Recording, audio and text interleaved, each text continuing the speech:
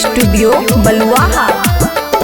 रे छौरा तो बुझे नहीं नदी नहर रे, एक बेर जा जाई भी त अभी नहीं बाहर रे।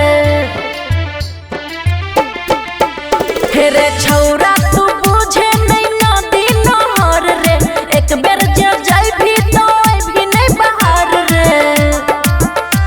जहाज टाइटैनिक तो देख नहीं पबही जे छौरा समंदर के अंदर जाई भी जे छौरा समंदर के अंदर जाई भी जे छौरा समंदर के।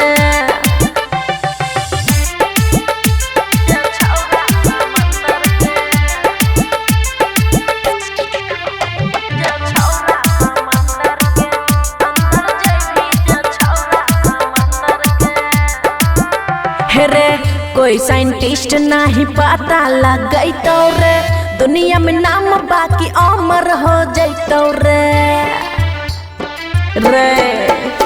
रे कोई साइंटिस्ट नहीं पता लगैतो रे, दुनिया में नाम बाकी अमर हो जैतो रे।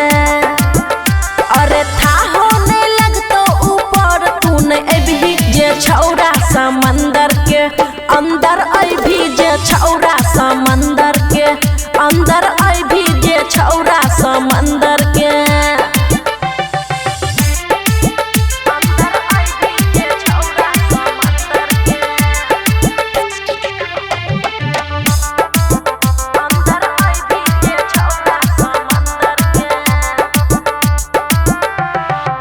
देख लेने छही छौरा खुशी के पावर रे, डूब जत धरती पर जाते उटावर रे। हे रे देख लेने छही छौरा खुशी के पावर रे, डूब जत धरती पर जाते उटावर रे। हे रे लली तो लब जदी बीचे में अभी जे छौरा समंदर के अंदर जाई भी जे छौरा समंदर के अंदर जाई भी जे छौरा समंदर के। खुशी रिकॉर्डिंग स्टूडियो बलुआहा।